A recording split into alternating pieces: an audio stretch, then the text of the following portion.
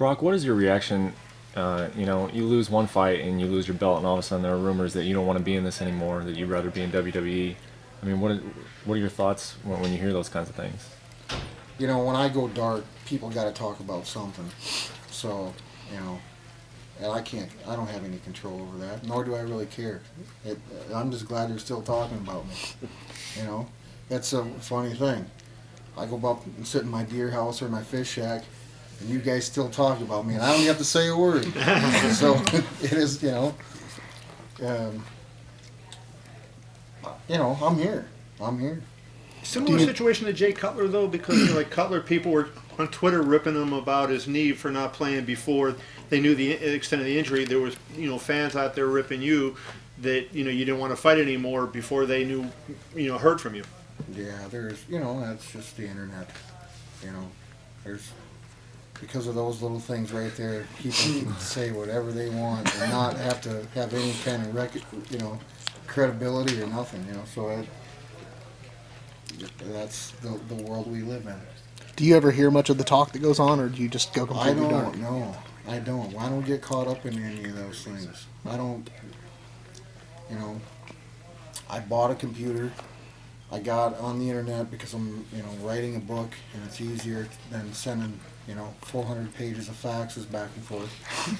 So, you know, I'm emailing, and we're done with the book. My part is done, and now the editors are taking over, and I'll get, you know, I'll still go on, but I don't monkey around on, you know.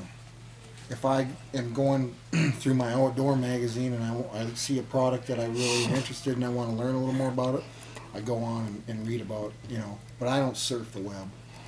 I don't look up, you know, my name and who's talking about me. I can hear about it from you know, my friends that do that stuff, and my phone will ring and, dude, are you really doing, you know, I don't know, man. Do you get a lot of those kind of calls from your friends? Like, are you going back to WWE? I mean, you know, no, my close people, you know, not anymore. I don't, like, I have changed my number very frequently and only give it out to the, you know, the people that I want to talk with.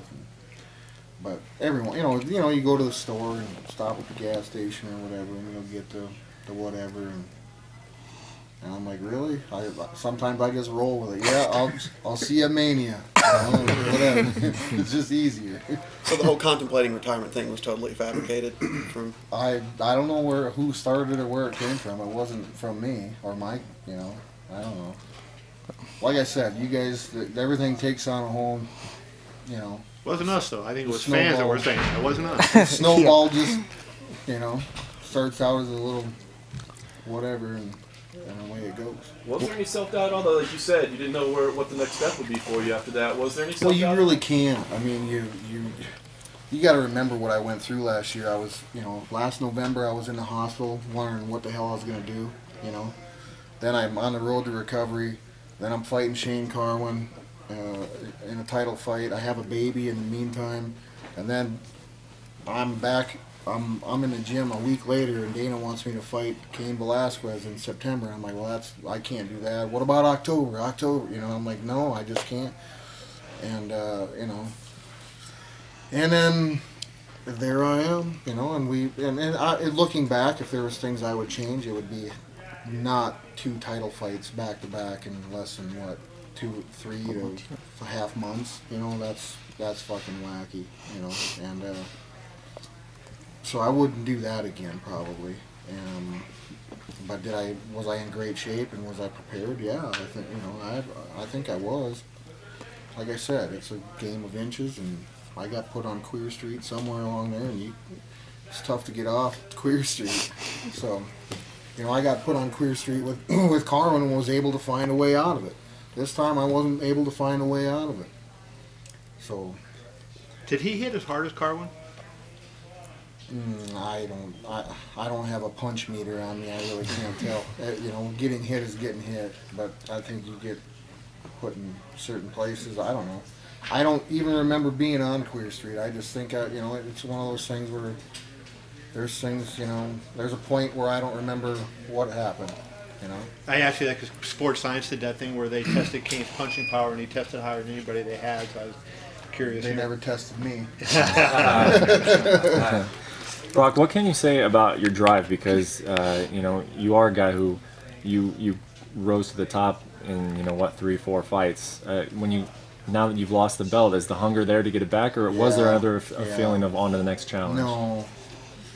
You know, there was a time where, like, you got to let the dust settle. I mean, even when you win, if you win a fight, you know, a heavyweight fight, you got to let everything come down. I mean, it's like coming off of a, you know, and same with losing. You know, you got to, you know, my high school coach, you know, prepared me when I was a little kid.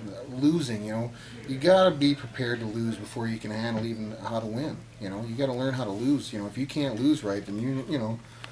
So you got to let the dust settle, and that's what I mean. I just wanted a life. You know, I had been training. You know, like I said, my year consisted of me getting my health back together, having another baby boy, you know, having a title fight.